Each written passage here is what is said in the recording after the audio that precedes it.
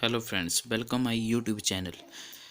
तो आज का टॉपिक है हमारा सब्सक्रिप्शन से संबंधित। जो सब्सक्रिप्शन है उसको हमने इनकम एंड एक्सपेंडिचर अकाउंट में कैसे लिखना है। तो सबसे पहले हमारे पास दिया क्वेश्चन नंबर 11। आज हम क्वेश्चन नंबर 11 को लेंगे, उसको सॉल्व करेंगे साथ के साथ ही।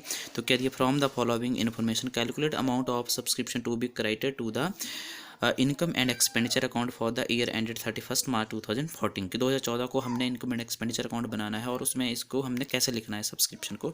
तो पहले आपके पास दिया फ्रेंड्स 1 अप्रैल 2013 का डाटा। सब्सक्रिप्शन इन एरियर मतलब ये आपके पास है आउटस्टैंडिंग सब्सक्रिप्शन, किस कौन से ईयर का, पिछले साल का। उसके बाद सब्सक्रिप्शन रिसीव्ड इन एडवांस कि एडवांस में सब्सक्रिप्शन रिसीव कर ली पिछले साल ही हमने, तो वो 2014 का प्राप्त कर लिया होगा। उसके बाद ये 31 मार्च 2014 सब्सक्रिप्शन इन एरियर, तो ये आपका आगे करंट ईयर, तो करंट ईयर का आउटस्टैंडिंग सब्सक्रिप्शन दिया है ये। फिर सब्सक्रिप्शन रिसीव्ड इन एडवांस कि जो सब्सक्रिप्शन रिसीव्ड हमने कर लिया है अगले साल का प्राप्त कर लिया है 2014 में, मतलब 2015 का रिसीव कर लिया है। उसके साथ ये है subscription received during the year 13 14 और रुपीज़ है वो 30,000। और इन सभी डाटे को लेकर हमने इनकम एंड एक्सपेंडिचर अकाउंट तैयार करना है। तो सबसे पहले हम चलेंगे फॉर्मेट के ऊपर। ये मेरा फॉर्मेट बन गया है, साथ के साथ ही हमने अब एंट्रीज डालनी है। तो सबसे पहले हम एंट्रीज डालेंगे by subscription during the year 30,000, जो कि आपके पास यहाँ पर दिया हुआ है। Subscription received during the year 2013 14 और रुपीज़ है 30,000, जो हमने यहाँ पर लिख दिया।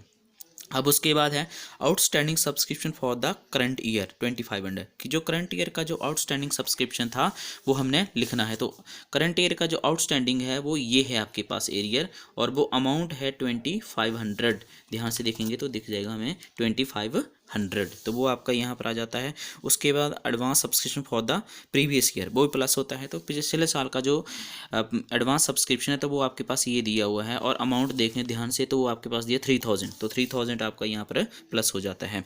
अब देखो लेस हुआ है outstanding subscription for the previous year 5000 कि जो आउटस्टैंडिंग सब्सक्रिप्शन है पिछले साल का वो क्या हो जाता है, लेस हो जाता है। तो पिछले साल में देखें हम आउटस्टैंडिंग तो ये दिया नंबर 1 पर आपके पास 2013 में, तो वो था 5,000 रुपये, तो वो आपका लेस हो जाएगा।